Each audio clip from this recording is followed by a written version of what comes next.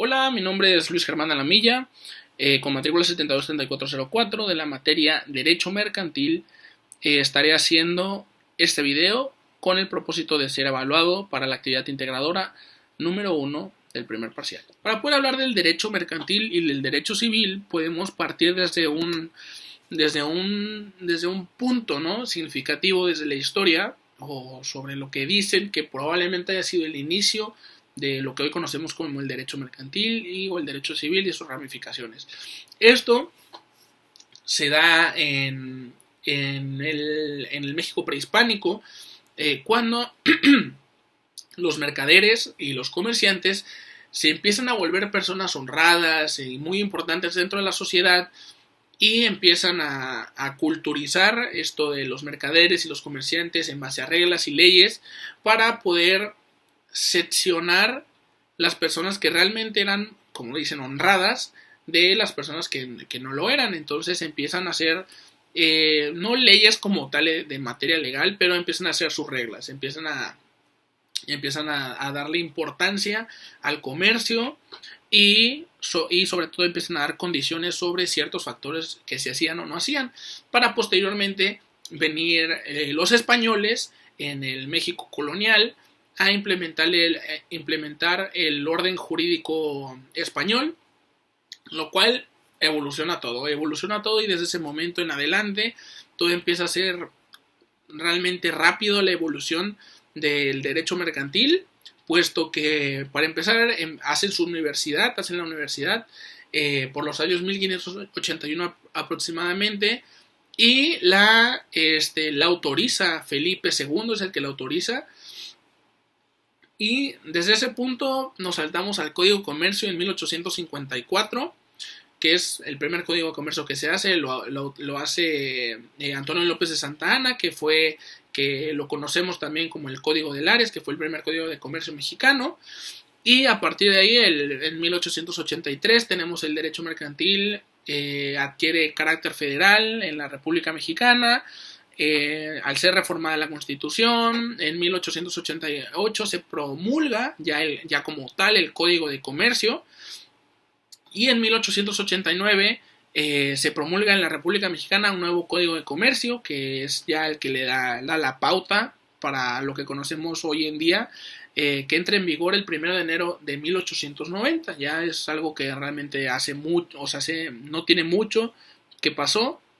Y realmente de ahí a la época ya se actualizan cada año, cada muy poco tiempo están actualizando en materia legal el derecho mercantil, están sacando nuevos artículos, reformándolos, sobre todo para poder mantener y unir como tal a la sociedad dentro de esta materia, y que puedan regirse bajo un sistema con el cual tanto el gobierno como ellos como personas puedan estar tranquilos y sanos de que sus cuentas y las cosas que deben de hacer, todo esté bajo regla.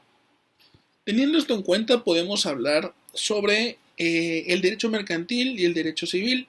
Estos, como tal, existen uno al lado de otro, pero a la vez de forma separada.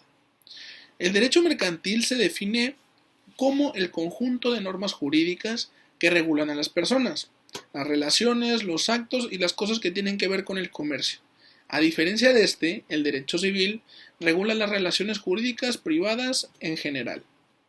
En este sentido, es importante definir cuáles son las disposiciones aplicables en materia de derecho mercantil, quiénes son considerados como comerciantes para efectos del derecho mercantil y qué son los actos de comercio, entre otros temas comprendidos por esta rama del derecho.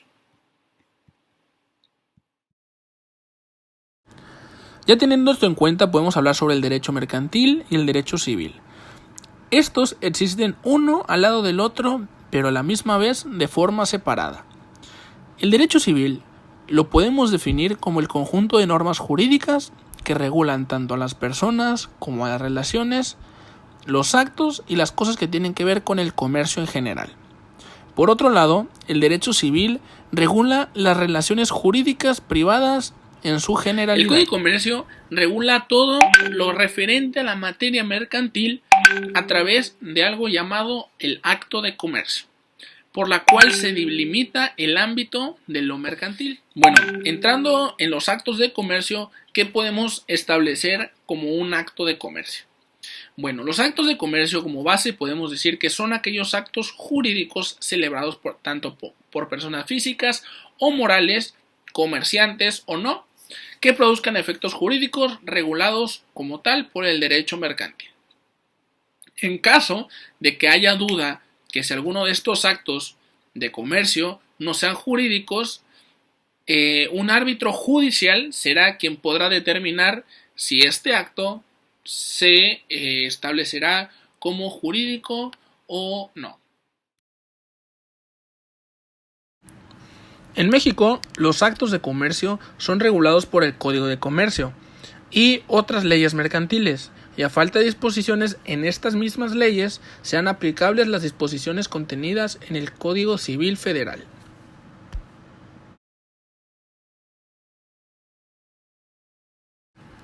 Algunas de estas leyes mercantiles son Ley de Comercio Exterior, Ley de Concursos Mercantiles, Ley de Instituciones de Crédito, Ley General de Sociedades Mercantiles, Ley General de Títulos y Operaciones de Crédito, Ley sobre el Contrato de Seguro, entre otras.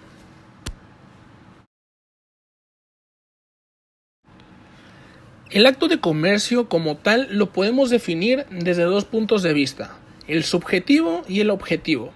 El subjetivo es cuando es realizado por personas que tengan la calidad de comerciantes, y el objetivo es aquel que está expresamente señalado en la ley como acto de comercio.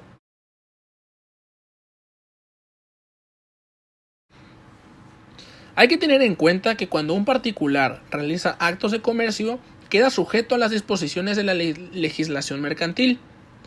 Posteriormente tenemos tres tipos de actos: actos esencialmente civiles, actos absolutamente mercantiles y actos de mercantilidad condicionada.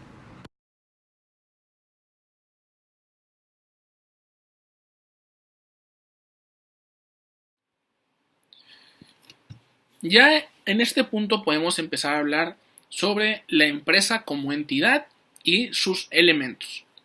Para empezar, como todo, podemos empezar hablando sobre el concepto de la empresa. Y para poder hacer referencia realmente al concepto como tal, podemos establecer dos fuentes. Estas dos fuentes, ¿qué son? Dos artículos que investigué, los cuales son el mismo artículo pero de diferentes leyes. Por ejemplo, el primero es el artículo 16 de la Ley Federal de Trabajo y el segundo es el artículo 16 pero del Código Fiscal de la Federación. Entonces, textualmente, ¿qué podemos entender sobre empresa conforme a la Ley Federal del Trabajo? Dice, se entiende por empresa la unidad económica de producción o distribución de bienes y servicios, y por establecimiento la unidad técnica que como sucursal, agencia u otra forma semejante sea parte integrante y contribuya a la realización de los fines de la empresa. Y para el Código Fiscal de la Federación tenemos que se considere empresa la persona física o moral que realice las actividades a que se refiere este artículo, ya sea directamente a través de fideicomiso o por conducto de terceros. Por establecimiento se entenderá cualquier lugar de negocio en que se desarrollen parcial o totalmente las citadas actividades empresariales. Si realmente ya citando textualmente lo que dice los dos artículos, yo personalmente en mi conclusión de los dos artículos siento que está más arraigada hacia como lo conocemos hoy la empresa, el artículo 16 del Código Fiscal de la Federación. Posteriormente podemos encontrarnos con ciertos elementos de la empresa, y para esto también quiero citar a dos personas mexicanas, los cuales son investigadores y son personas importantes entre lo que cabe, las cuales son Baucha García y Barrera Graf. Entonces estas dos personas se refieren también a los elementos de la empresa, lo cual me gustaría citar para poder identificar y establecer realmente lo que ellos tratan de decir. Entonces, decimos que Barrera Graf dice que la empresa se le debe considerar como el centro de las actividades económicas, razón por la que la norma jurídica debe abordarla bajo el concepto de unidad fundamental de la economía nacional. Entonces, teniendo esto en cuenta, podemos citar a Graf y a Bauche García sobre los elementos de la empresa.